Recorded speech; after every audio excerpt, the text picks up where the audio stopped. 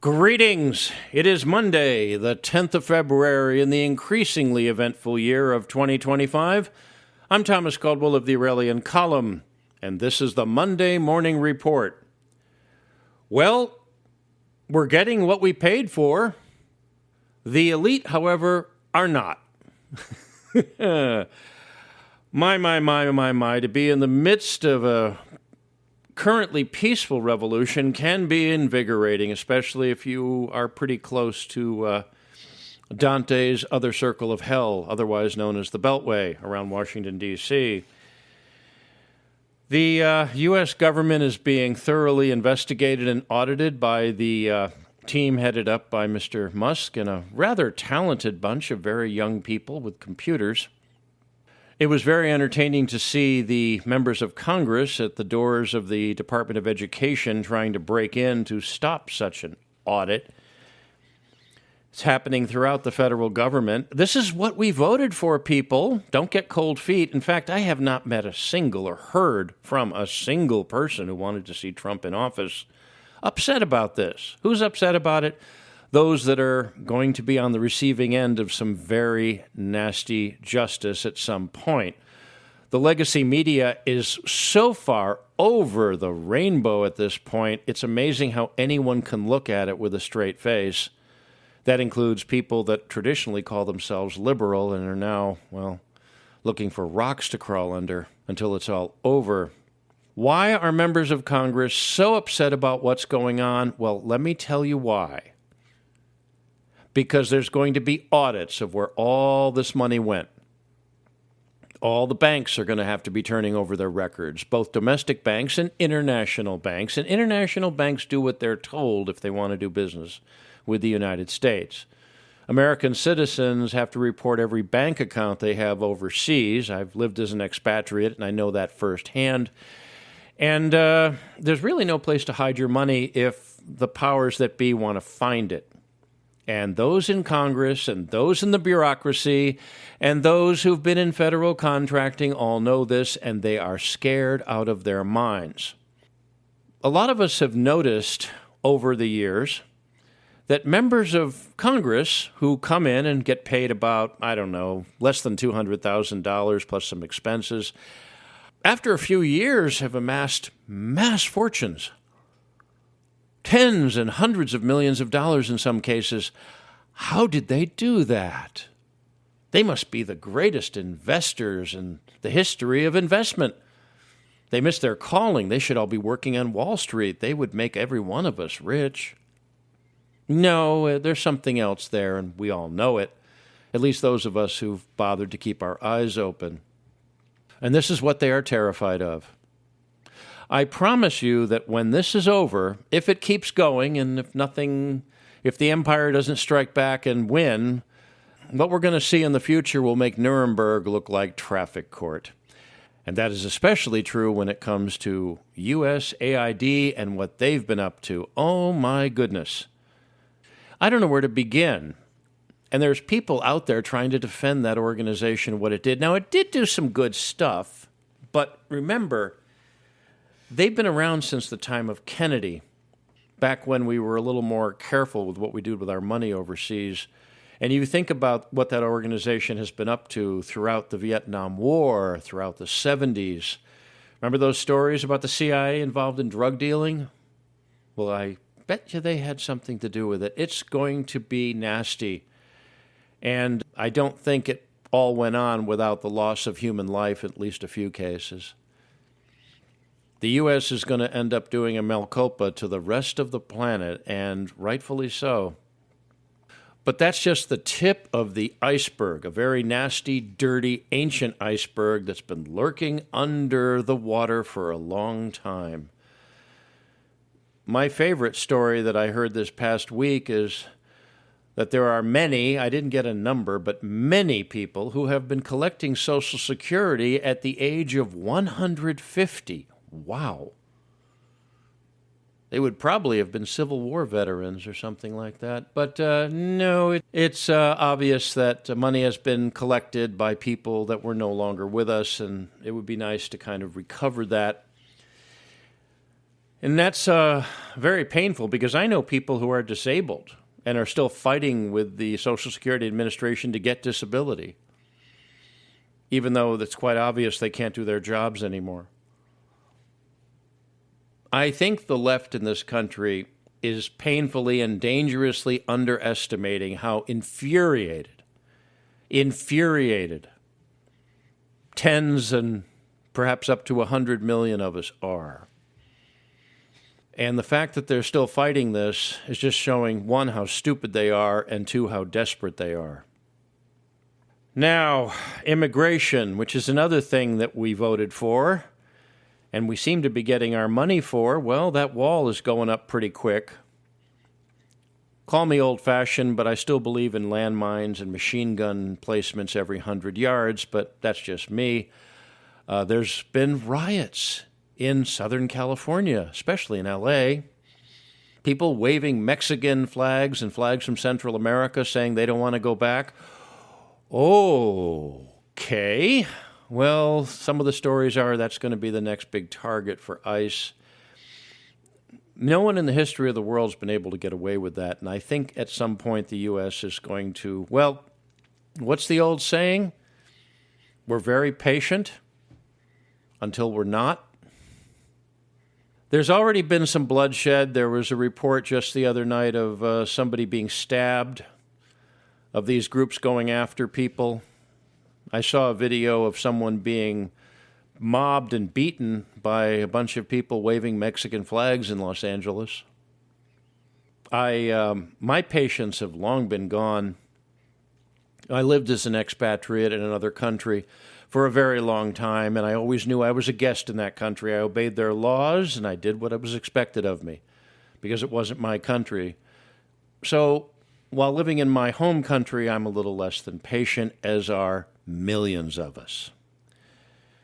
So follow that very carefully. Now, a story that just came out shortly, and this is relevant. This is about Romania. The president of Romania has resigned ahead of the elections coming up, or the runoff elections, or what have you. Now, Romania has been basically subverted by the elite. A very nationalistic candidate was basically removed from the scene, not physically, at least not yet.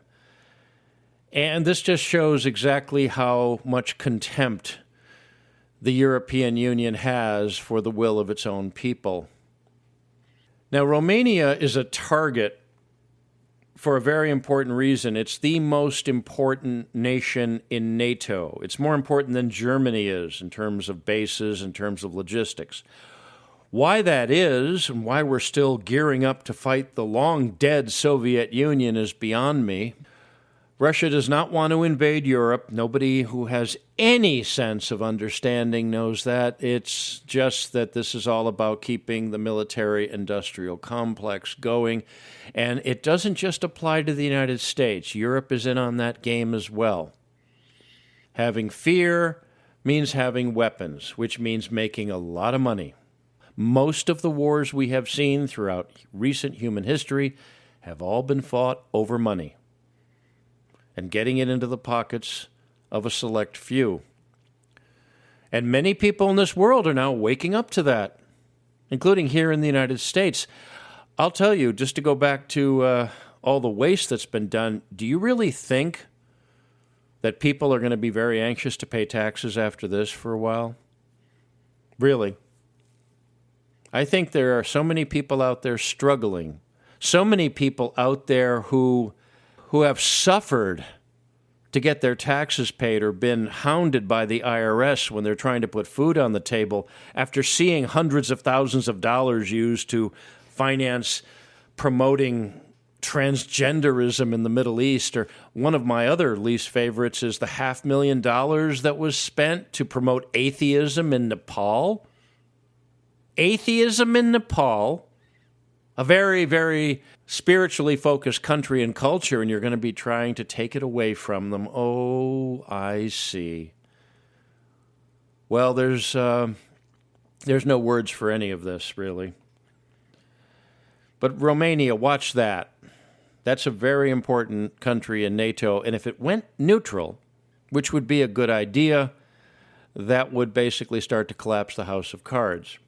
Again, why we didn't come up with some sort of joint security arrangement after the Soviet Union fell was beyond me, but the real reason was to keep the money flowing from weapons and development and all that other wonderful stuff that kills so many and makes so many rich. The other thing to look at, Greenland. Oh, that's getting even more funny. There's. Let me put it to you this way. The U.S. effectively controls Greenland. It patrols Greenland. It has bases on Greenland. Its economy is dependent on the United States already, and everybody in Europe is kind of jumping up and down like Lilliputians around Gulliver. They're talking about sending troops to Greenland to defend it from the United States. Again, I think this is fourth dimensional chess. I think this is just a way to get the Europeans to start, taking care of themselves a little more. Let's see here. Oh, there's so much going on, but we can only focus on a few things. A little bit of advice, by the way. One thing that you keep seeing in the news is the price of eggs going up. I saw one person predicting $25 for a dozen eggs, which, well, the way things go in this country, somebody said close to $3,000 for an ounce of gold several years ago. I would have thought that was crazy. Let me give you guys some interesting advice. And this is something that the egg production industry is going to hate. Go out and get some chickens. I kid you not. Hide them if you have to. Work on a way you can keep them. If you have 5 chickens and 5 female hens, you don't need a rooster. You don't need a rooster, really. You keep them, and you'll have enough eggs for a good-sized family of maybe about 6 people. And some extras you could either sell or give away or trade for something. Chickens eat table scraps. They'll eat just about anything. You have some old apple cores or some pieces of beef or something like that are just throw them out to them. They'll eat them and they'll produce eggs. If every American family had just a few chickens, if every American did that, the egg production industry of the United States would cease to exist. It wouldn't be needed anymore. So look into that. And if your neighborhood groups or whatever that they have, the people that will sue you if you put pink flamingos on your yard, try to work it out with them or hide the chickens someplace. But it's good to have them run around. Just, look at chickens. They're useful, and we've been using them for, ever since we've had agriculture. Now, I'm not a big fan of professional sports. I think it's a big waste of time. I used to like baseball as a kid until they all got into steroids, and that kind of ruined it for me. I have no interest in football. I didn't even know who won the Super Bowl last night. I know that Trump went, and everybody loved that. But I also know that one of the things that people love to see are the ads at Super Bowl halftime. And I got to see one of those ads this morning, and it was not your usual car company or computer company or whatever. It was for the U.S. Secret Service. It was a recruitment ad for the Secret Service. Those guys that, they protect the president and other VIPs, but traditionally they were there to chase counterfeiters. And it was a pretty cool ad. I thought it was a lot of fun, and I said, wow, they're looking for good people. Now, I have nothing but respect for that institution. I've gotten to know Secret Service people over the years. I was very temporarily assigned to the White House Press Corps many years ago, and I got to work side by side with them. They are amazing. That's an organization that is most honorable, and I'm glad that we still have that going for them. But one organization that isn't, and this we're going to be seeing some interesting developments with, is the FBI, the Federal Bureau of Investigation. They have done so much bad, especially in recent years, going after the January 6ers and other people who were in Washington who had nothing to do with anything. And they've been involved in all sorts of nasty stuff. Look, I'm sorry to have to say this, but that name, FBI, I think is sullied beyond redemption. They're going to have to change the name of that organization. I grew up thinking they were the good guys, but But they stopped. They went rogue, and that cannot be forgiven in a country of the people, by the people, for the people.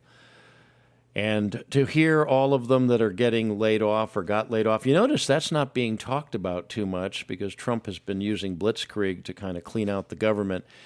I'm not sympathetic at all. Not at all. Not one little bit.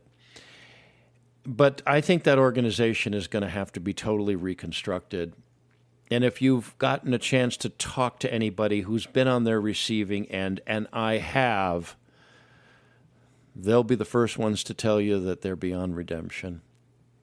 That being said, the purge of the U.S. government, and it is, the rooting out of all this corruption, it's turning people. There's a lot of people that wish they had voted for Trump now, but didn't.